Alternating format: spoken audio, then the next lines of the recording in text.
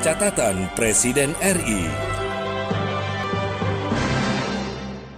Presiden Joko Widodo menyaksikan pengucapan Sumpah Arsul Sani sebagai Hakim Mahkamah Konstitusi. Keputusan Presiden Republik Indonesia nomor 102P tahun 2023 tentang pemberhentian dan pengangkatan Hakim Konstitusi yang diajukan oleh Dewan Perwakilan Rakyat.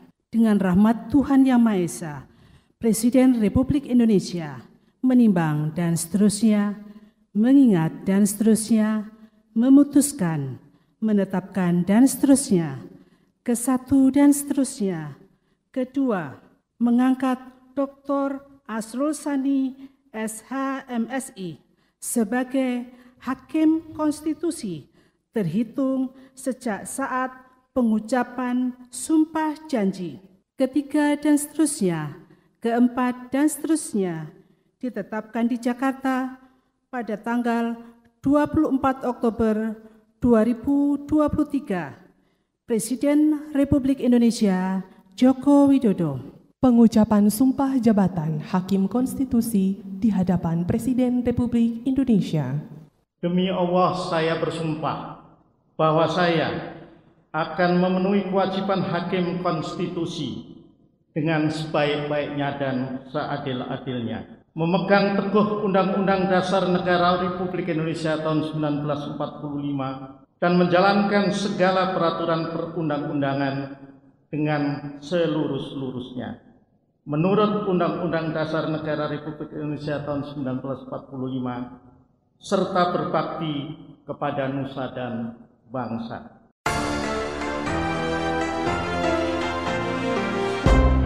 Presiden menegaskan sumber daya alam yang melimpah tidak cukup untuk menjadikan Indonesia negara maju, namun yang terpenting adalah SDM yang berkualitas. SDM unggul akan menjadi kunci, dan itu harus betul-betul kita persiapkan secara real dan konkret. Dan kita tahu sumber daya alam kita memang melimpah, tapi itu tidak cukup untuk kita menjadi negara maju.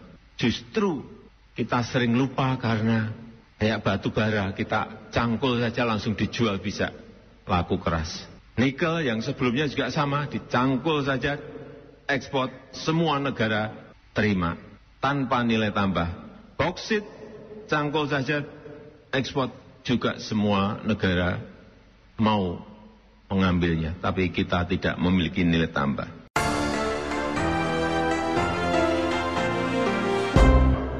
Inilah catatan Presiden RI, catatan kegiatan Presiden Joko Widodo dalam menjalankan roda pemerintahan dan kenegaraan pada pekan ini. Bersama saya Hutama Budi, inilah catatan Presiden RI selengkapnya. Catatan Presiden RI.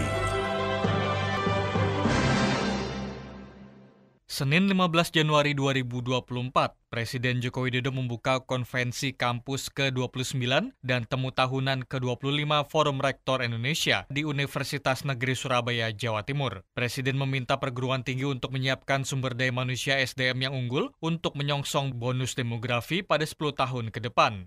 Menurut Presiden, sumber daya alam yang melimpah tidak cukup untuk menjadikan Indonesia negara maju karena yang paling penting adalah SDM yang berkualitas. Sumber daya alam yang melimpah tidaklah cukup untuk menjadi negara maju. Yang paling penting, yang pertama, kita butuh SDM yang berkualitas. Yang kedua, kita butuh iptek dan inovasi yang juga berkualitas. Keduanya menjadi tugas penting lembaga pendidikan tinggi kita. Tugas para dosen, tugas para rektor, dan tugas kita semuanya. Presiden menjelaskan lembaga perguruan tinggi punya peranan strategis untuk menciptakan SDM unggul dan berkualitas dan bukan hanya menguasai ilmu pengetahuan, tapi juga yang mau belajar. Selain itu, SDM yang kuat fisik, mental, dan juga moralnya.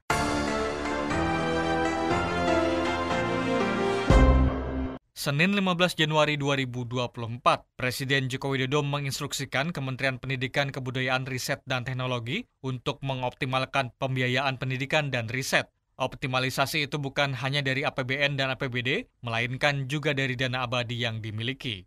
Presiden meminta Mendikbudristek Nadiem Makarim menaikkan anggaran riset bagi perguruan tinggi untuk menginisiasi perubahan teknologi dalam negeri. Artinya lagi Pak Nadiem, anggarannya diperbesar. Nggak apa-apa, dimulai tahun ini, nanti kan sudah ganti presiden. Tapi dimulai dulu yang gede, jadi presiden yang akan datang pasti mau tidak mau melanjutkan. Gitu. Entah itu 01, entah itu 02, itu entah 03.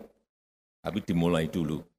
Nggak mungkin kalau sudah Pak Nadiem sudah menambahkan banyak, kemudian presiden yang akan datang motong nggak akan berani. Kita tahu kesempatan kita, peluang kita ke depan untuk mengembangkan ekonomi hijau, ekonomi biru. Oleh sebab itu kita butuh teknologi smart farming, smart fisheries, kita juga butuh teknologi bioenergi, EV baterai, green industry, kita juga butuh teknologi fast computing, fast analysis, dan masih banyak lagi. Yang ini memang semuanya harus segera kita siapkan. Presiden mengatakan lembaga pendidikan Indonesia memiliki tugas penting untuk menciptakan ilmu pengetahuan dan inovasi yang berkualitas serta mencetak SDM yang unggul.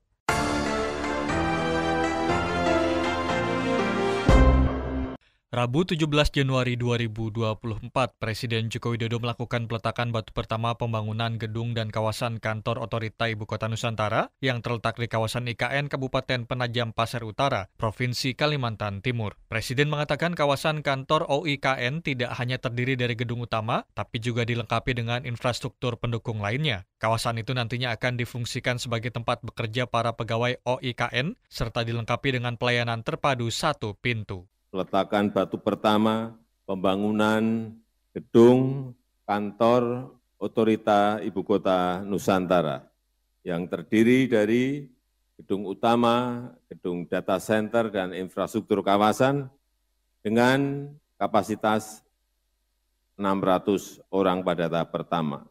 Gedung kantor otorita IKN ini dibangun di atas lahan kurang lebih 28.000 meter persegi dengan nilai konstruksi 509 miliar rupiah. Dan gedung ini akan menjadi tempat bekerjanya para pegawai OIKN yang juga ini akan dilengkapi dengan pelayanan terpadu satu pintu. Presiden mengatakan kawasan kantor OIKN akan dilengkapi dengan pusat komando atau command center, serta urban gallery untuk memberikan pelayanan secara langsung atau real-time kepada masyarakat. Presiden berharap pembangunan kawasan kantor OIKN mampu meningkatkan kinerja seluruh kegiatan OIKN menjadi makin terorganisasi dan optimal.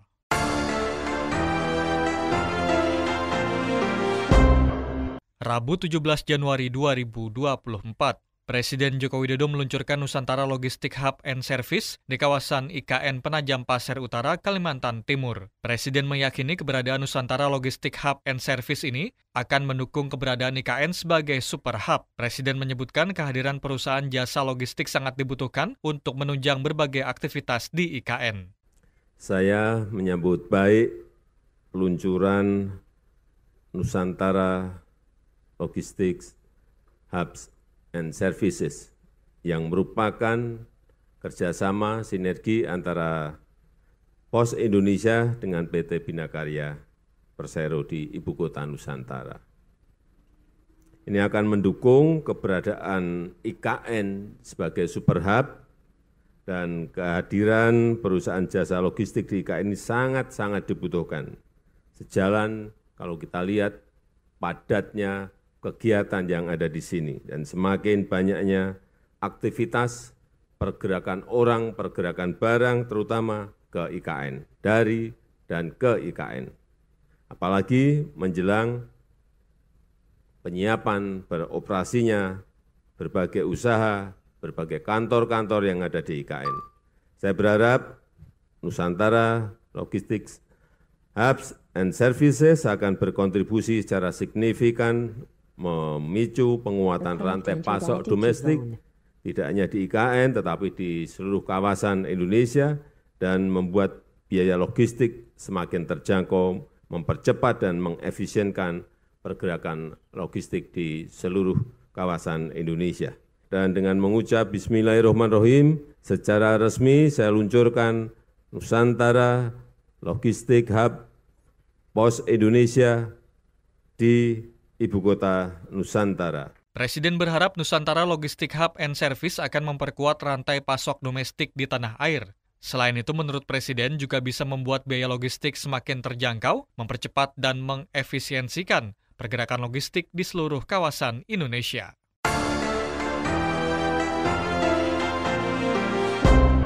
Rabu 17 Januari 2024, Presiden Jokowi melakukan peletakan batu pertama Masjid Negara di kawasan IKN, Penajam Pasir Utara, Kalimantan Timur. Presiden mengatakan masjid yang dirancang berkapasitas 61.000 jemaah ini merupakan representasi kemajemukan Indonesia. Selain Masjid Negara, di kawasan IKN juga akan dibangun sejumlah tempat ibadah lainnya, seperti gereja katedral, wihara, pura, dan juga kelenteng. Di sekeliling masjid ini nanti akan tadi digambarkan di layar, akan dikelilingi oleh air, karena akan dibuat embung buatan. Sehingga saya membayangkan masjid ini adalah masjid yang akan sangat indah dari luar dan juga akan sangat indah interiornya dari dalam.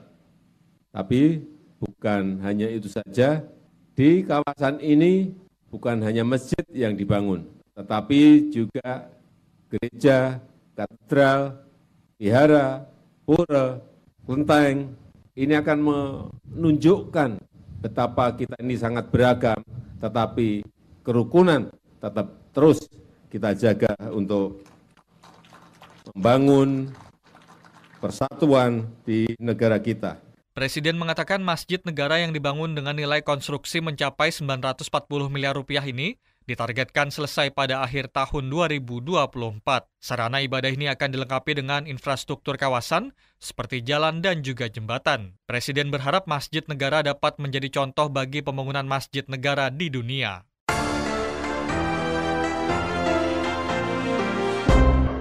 Kamis 18 Januari 2024, Presiden Joko Widodo menyaksikan pengucapan Sumpah Arsul Sani sebagai Hakim Mahkamah Konstitusi di Istana Negara Jakarta. Arsul Sani ditetapkan sebagai Hakim Mahkamah Konstitusi berdasarkan keputusan Presiden Republik Indonesia Kepres nomor 102/P tahun 2023 tentang pemberhentian dan pengangkatan Hakim Konstitusi yang diajukan oleh DPR RI. Kepres yang ditetapkan Presiden Joko Widodo di Jakarta pada tanggal 24 Oktober 2023 tersebut dibacakan langsung oleh Deputi Bidang Administrasi Aparatur Kementerian Sekretaris Negara, Nanik Purwanti. Keputusan Presiden Republik Indonesia nomor 102P tahun 2023 tentang pemberhentian dan pengangkatan Hakim Konstitusi yang diajukan oleh Dewan Perwakilan Rakyat. Dengan rahmat Tuhan Yang Maha Esa, Presiden Republik Indonesia menimbang dan seterusnya, mengingat dan seterusnya, memutuskan, menetapkan dan seterusnya, kesatu dan seterusnya. Kedua, mengangkat Dr. Arsul Sani, SH MSI, sebagai Hakim Konstitusi terhitung sejak saat pengucapan sumpah janji. Ketiga dan seterusnya, keempat dan seterusnya ditetapkan di Jakarta pada tanggal 24 Oktober 2023. Presiden Republik Indonesia Joko Widodo. Pengucapan Sumpah Jabatan Hakim Konstitusi di hadapan Presiden Republik Indonesia. Demi Allah saya bersumpah bahwa saya akan memenuhi kewajiban Hakim Konstitusi dengan sebaik-baiknya dan seadil-adilnya. Memegang teguh Undang-Undang Dasar Negara Republik Indonesia tahun 1945 dan menjalankan segala peraturan perundang-undangan dengan seluruh-seluruhnya. Menurut Undang-Undang Dasar Negara Republik Indonesia tahun 1945 serta berbakti kepada nusa dan bangsa. Turut hadir dalam acara ini adalah Wakil Presiden Ma'ruf Amin, Menko Polhukam Mahfud MD, Mensesnek Pratikno, Panglima TNI Jenderal Agus Subianto, dan Kapolri Jenderal Listio Sigit Prabowo.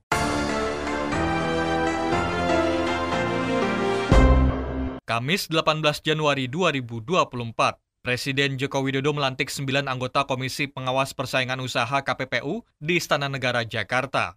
Pelantikan tersebut berdasarkan keputusan Presiden Republik Indonesia Kepres nomor 8/P tahun 2024 tentang pemberhentian dan pengangkatan anggota Komisi Pengawas Persaingan Usaha KPPU.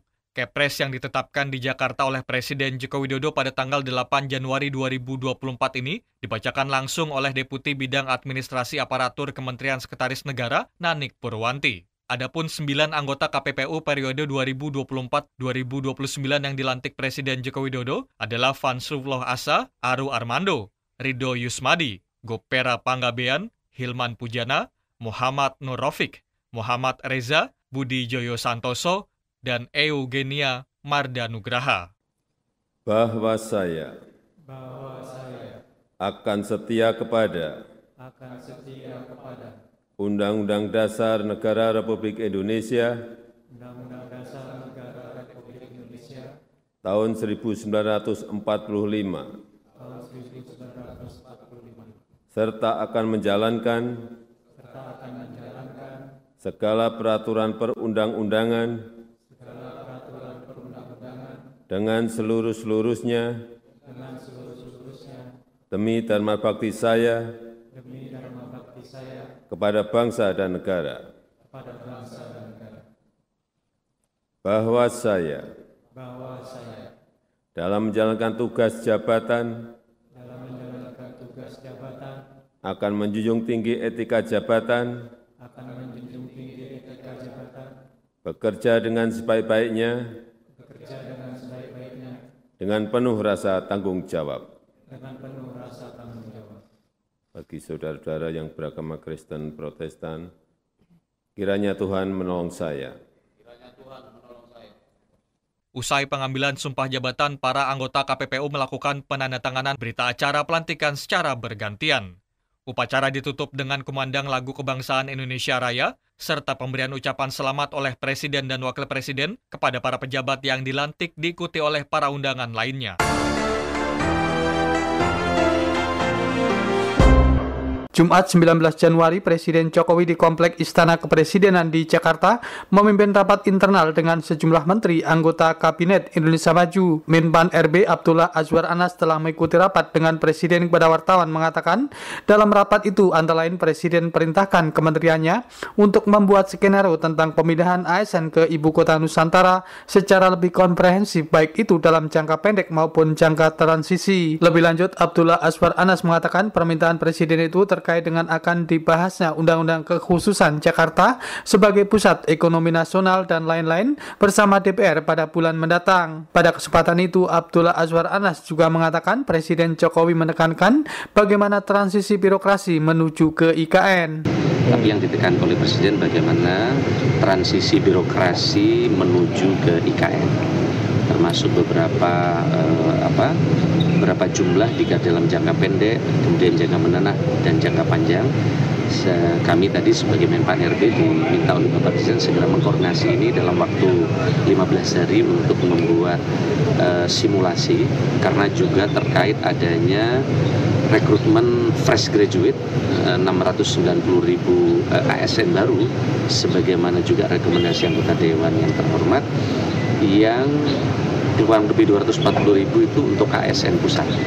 Nah, Presiden meminta talenta-talenta digital yang terpilih, apalagi sekarang seleksi ASN itu sangat terbuka, tidak ada yang bisa menitip, bahkan mengintervensi. Seleksi KPK saja di tempat kami di BKN, begitu juga seleksi kejaksaan dan seleksi diplomat. Sehingga seleksi ASN ini menjadi momentum, bukan hanya menyambut IKN tapi menyambut Indonesia Emas, sehingga penempatannya, skenario dan seterusnya diminta oleh Pak Presiden dipersiapkan dengan baik. Dalam waktu 15 hari kami akan bekerja mengkoordinasikan terkait dengan skenario jangka pendek, menengah, dan jangka panjang untuk penempatan yang ada di IKN. Selain Menpan RB Abdullah Azwar Anas, sejumlah menteri anggota Kabinet Indonesia Maju menghadiri rapat internal dengan Presiden Jokowi di Komplek Istana Kepresidenan di Jakarta tersebut. Sabtu 20 Januari, Presiden Jokowi menghadiri acara hari lahir ke-78 Muslimat NU di Stadion Utama Gelora Bung Karno, Jakarta. Pada sambutannya, Presiden Jokowi antara lain menyampaikan ucapan selamat hari lahir ke-78 Muslimat NU. Presiden Jokowi juga menyampaikan terima kasih kepada Muslimat NU yang selalu menjaga NKRI, merawat Pancasila, dan menjaga kerukunan. Selain itu, Presiden Jokowi juga menyampaikan tantangan-tantangan yang dihadapi dunia internasional seperti dampak pandemi COVID-19 beberapa waktu yang lalu. Dan kita patut bersyukur kepada Allah SWT karena Indonesia sampai saat ini mampu melewati berbagai tantangan dunia. Tantangan di dalam negeri. Kita ingat COVID hampir 2 tahun lebih menerpa seluruh dunia. Tapi kita mampu mengatasi baik kesehatan maupun ekonomi. Negara lain sampai saat ini ada 96 negara yang masih belum bisa mengatasi ekonominya. Kesehatannya bisa diselesaikan, tapi ekonominya belum bisa menyelesaikan. 96 negara terpuruk dan bahkan masuk menjadi pasiennya IMF. Kita sekali lagi patut bersyukur dan bahkan kita termasuk 5 terbaik dunia untuk urusan ekonomi. Patut kita syukuri. Semua ini berkat peran seluruh komponen bangsa termasuk ibu dan bapak-bapak sekalian. Pemerintah di tengah keterbatasannya terus berupaya hadir untuk masyarakat. Misalnya, ini tahun 2023, subsidi dan bansos yang telah kita gelontorkan itu sebesar 443 triliun. Gede sekali ini, di antaranya untuk KIS Kartu Sehat BPJS. Jadi yang ke rumah sakit tidak bayar lagi. Siapa yang sudah merasakan?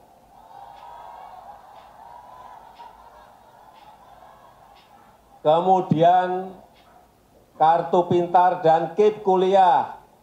Siapa yang putra-putrinya merasakan? Benar ibu-ibu. Ya nanti maju. Kemudian PKH. Kartu sembako, ya ini tidak semua. Itu yang diberikan untuk PKH itu 9,9 juta keluarga. Bukan semuanya diberikan, 280 juta. Kalau ibu-ibu muslimat NU kan sudah sejahtera. Ini semua diberikan untuk menjaga daya beli masyarakat. Dan momentum ini harus terus kita pertahankan, harus terus kita tingkatkan untuk menggapai cita-cita kita Indonesia Emas di tahun 2045. Selain dihadiri oleh para pengurus dan jajaran Muslimat NU pada peringatan Hari lahir ke-78 Muslimat NU, hadir sejumlah pihak seperti Ibu Sinta Nuriyah Abdurrahman Wahid, Ketua Umum PBNU Kiai Haji Yahya Khalil Stakuf, serta para pengurus PBNU dan sejumlah tamu undangan lainnya.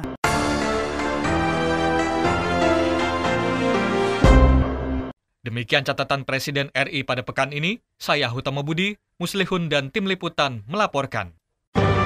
Catatan Presiden RI.